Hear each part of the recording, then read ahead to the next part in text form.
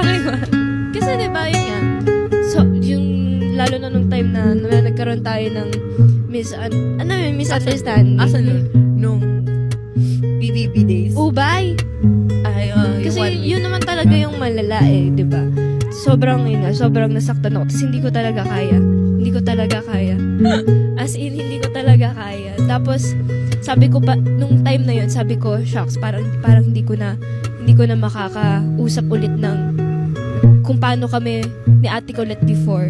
Nung time na yun, yun yung nasa utak ko, shucks, paano ako babalik sa dati na hindi ako awkward sa'yo, ganun. Tapos, nitong matatapos yung last year and until this year, wala be, parang